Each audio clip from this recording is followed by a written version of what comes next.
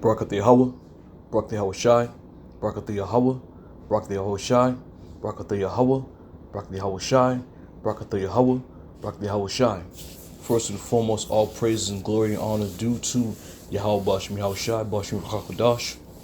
Double honors to the head apostles, bishops, elders of Great Millstone that rule well, and shalom to the whole Great Millstone family and affiliate brothers and all those sisters who truly trust and believe in Yahweh Bashim Yahweh Shai. May we all be found worthy in that number. All right. So I'm gonna start this one off with a quick clip, and it's about the so-called black woman and how she's portraying herself to be a boss. So let's listen in real quick. Not bosses. Black women are not bosses. I'm sick of the narrative that black women are strong, independent. I didn't say strong, independent. I said boss.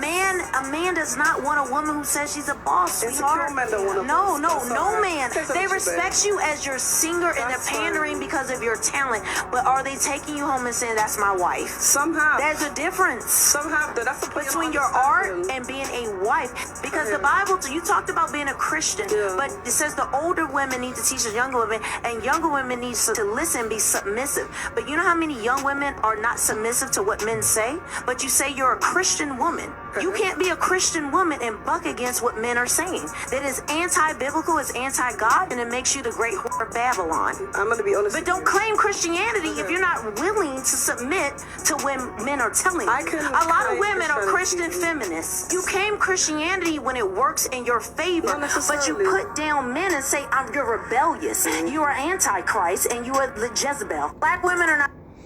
All right. So pretty much it was well spoken, right? It was well spoken on behalf of this woman. And this is the problem with America. America has positioned itself and gave these women such a platform and a stage to sashay on and prance around on, is that now they've become the bosses, try to become the bosses of people and of men, or above men, I should say. All right. So let's start off with this. This is 1 Corinthians 14. I'm going to start at 33. It says, "For the Most High is not the author of confusion, but of peace, as in all the churches of the saints. Let your women keep silent in the churches, for it is not permitted unto them to speak, but they are commanded to be under obedience, as also saith the law." Now, why is it that these things that were written in the scriptures, right? None of these women decide whether or not they're going to be obedient and take heed to it. These words that I just read are offensive to women in this day and age. Offensive. You go anywhere in this world and tell a woman you got to keep silent. Unless you fully beaten this woman to a pulp, which, we don't tolerate no shit like that. Keep your hands off, keep your hands to yourself pretty much. You find yourself, behind bars and Esau, doing a number on you. But the point being made is, unless you really doing a number on the woman, she ain't gonna listen to you, man. And this is why a lot of women get away with a lot of shit. Because they have the protection of Babylon the Great. Babylon has created monsters, man. Real deal monsters. Right? 35. It says, and if they will learn anything, let them ask their husbands at home, for it is a shame for a woman to speak in the church.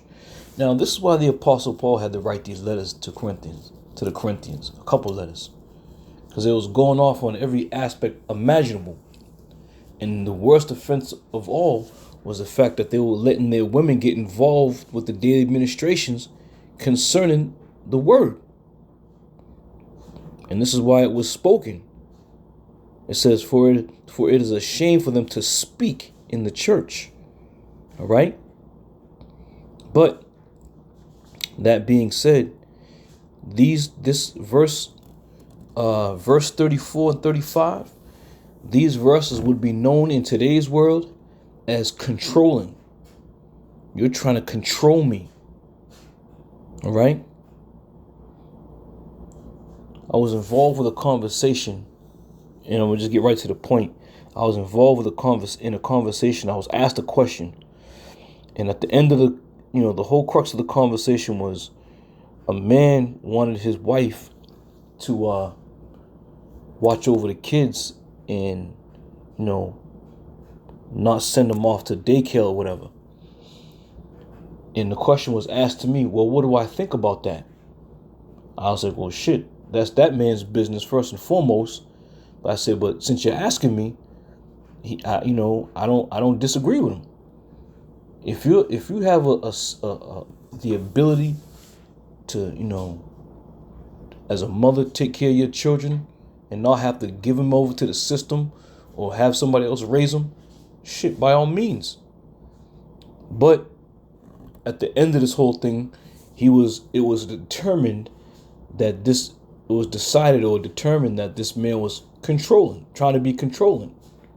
I said, well, I don't see it that way. I said, I see a man looking to look out for his children, and the best person or people to take care of children are the parents. So be that as it may, here in Babylon the Great, you tell your woman to keep silent, you're controlling. You tell them it's not for permitted for them to speak, you're controlling. All right? But this is what America has done. This is what Babylon has done. It has given these women such large wings to fly and to go soaring all high, and they can be whoever they want to be. All right? But the time is coming. Let's go here.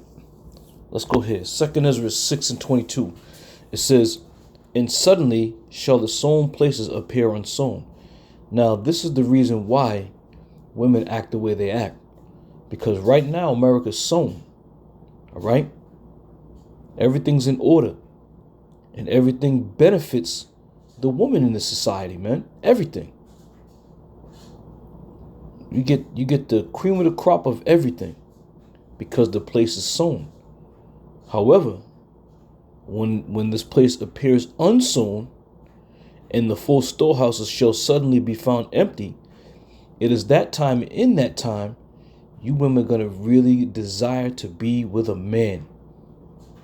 Without a shadow of a doubt. You can go online in these media spots and you can see all these videos of these women talking about they don't need a man, they're independent, they got their own money and their own car and all this other blah, blah, blah. All right? Just look over there at them wildfires over there. You think them women over there are putting on their work boots, talking about I don't need a man, I'm going to rebuild my own shit? Absolutely not. Absolutely not. Those women over there who were single are probably dying and hoping and wishing they had a man to help them get through this thing. And that's why the scripture says a man's going to be more precious than fine gold. Why? Because the desire to have that hedge of protection around you, the desire to have, some type of, manly support. And we ain't talking about just average men. We're talking about men of the Lord. All right? Men with vision and wisdom and honor, I should say, by Yahweh Shem Yahweh Shai. These are the men whom you women are going to seek after and desire. Okay? But again, the point being made there is what? Because this place is sown, you get exactly what we've seen in this video. This chick, let's go back to this chick real quick. Bosses, I'm sick of. Let me go up here. She's a boss. Expects you as your. Go up here. But are they taking? There's a difference. Let's see if we can catch her. That's my wife. Somehow. Look at this here. This demon. She got blue hair, all types of eye makeup on, flattery, flashy. And when the woman said, no black woman is a boss, If you listen to the video, she's like, excuse me? Excuse me? This is why, man. This is why this place gotta go. You know, in 2020, you know, during that time period, if that wasn't enough to humble you women down, you didn't have access to no hairdresser. Your nails couldn't get done. Your feet couldn't get done. All those things you would have thought a woman would have humbled herself down, saying, damn, I can be made a ragamuffin at any given time. But what happens is you go back and get comfortable, and you forget what manner of person you was during the tribulation. But that's all right, because it's coming back around for you. You best believe that shit. It's coming back around for you. All right. This is 1 Timothy 2 and 12. It says, but I suffer not a woman to teach, nor to usurp authority over the man, but to be in silence. All right. Now, when you usurp authority, let's look at that word and just get the basic dictionary definition. It says usurp, to take a position of power or importance, illegally or by force. All right. And that's what it is, taking a position of power. Didn't she say she wanted to be a boss? She's a boss. You see how that is? She's a boss. So the scriptures already foretold us about this woman and how she's going to act and carry herself as if she's some type of boss or some type of position. You know? Won't give a nigga the time of day, but don't know what 2 + 2 is. Half these damn demons. So again, telling a woman that she got to be in silence in America, that's considered controlling. That's considered abusive. And this is why, another reason why America gotta go, man. It has to go.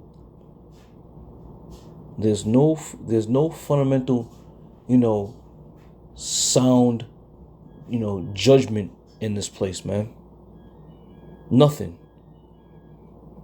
And the time is at hand, the time is coming where now the word of the Lord is now starting to truly speak. Prophecies are coming to pass. People are now getting shook up. And it's just a matter of time. 1 Corinthians 11. It says, but I will have you know that the head of every man is Yahushua, and the head of the woman is the man, and the head of Yahushua is the Most High. All right. Now you see this point here where it says, and the head of the woman is the man. How smooth does that go over in Babylon? Not one bit. It does not go over well. And it is not going to go over well until this place, starts to become unsown. Every woman out there, every woman, including the woman you got. All right, tell her you the head. Yeah, I ain't going. You ain't head of me. I'm on my own. And that's America. America, these women are a product of Babylon. All right? And being the product of Babylon, they've been raised up to such a level where if anybody tells them anything different, especially anything biblical, that ain't my book. That ain't my God. I got a personal relationship. They always resort back to their personal relationship. And this is what that other one was talking about. She calling herself a Christian, but you ain't taking heed or adhering to the word that the Lord spoke. Call them from now on the convenient Christian. You're a Christian whenever it's convenient for you. All these scriptures that the Lord has given us concerning the characteristics and the attitude that a woman should have goes right out the window here in Babylon. Right out the window. Okay? But you will take heed to it. Whether you like it or not, whether you want to or not, you're going to take heed to it. The scriptures do not lie. 1 Timothy 5:14 says, I would therefore that the younger woman marry, and this is what the girl quoted in the video. I will therefore that the younger woman marry, bear children, guide the house, give none occasion to the adversary to speak reproachfully. All right? And what has been lost is a woman in her good name. That has been lost, man. A woman with good character. These women today, they'll do whatever the hell they want. Walk around half naked, titties hanging out, the bottom of their ass cheeks hanging out underneath the dress, high heels on, blue wigs, all types of makeup, and then call themselves Christians. And then call themselves a boss. All right? So any of you women out there who are on this type of timeline thinking you some boss or you somebody important, or men, you can get any man you want, this, that, and the third, you better check yourself. All right? Because when the Lord puts us back and sets us back up, ain't gonna be none of that nonsense, none of that bullshit. I'm even talking, while the evil days are coming upon us. Isaiah 4:1 says 7 women are going to take hold of 1 man. So there's going to be shit going on around here. You're going to roll up to a brother's house talking about, do you know who I am? Do you know who I am? Yeah, bitch. You about to be a dead demon out in the street somewhere. All right? So that's about it. I want to get into that a little bit about this. These women who profess themselves to be bosses, who profess themselves to have authority over the man, who profess themselves to not need a man. Right? Let the goddamn lights go out in the house. And let's say you got a basement and there's a mouse running around down in that basement, and that breaker box is down at the bottom of the stairs. Right? Tell your woman to go flip that switch. And she know that mouse is down there, she ain't going down there. The boss ain't going down there. The independent woman ain't going down there. The I don't need a man woman ain't going down there. You see that? And that's the smallest of the smallest problems that you people and you women are going to face, man. A goddamn mouse in the basement should be a joyful thing for you compared to what's coming. But all that being said, the time is at hand, man, when the Lord is going to start opening up these seals and start showing you what type of life you really going to have to undergo in order to survive this thing. All right. So with that, I'm going to say shalom. And I'll see y'all brothers on the next time.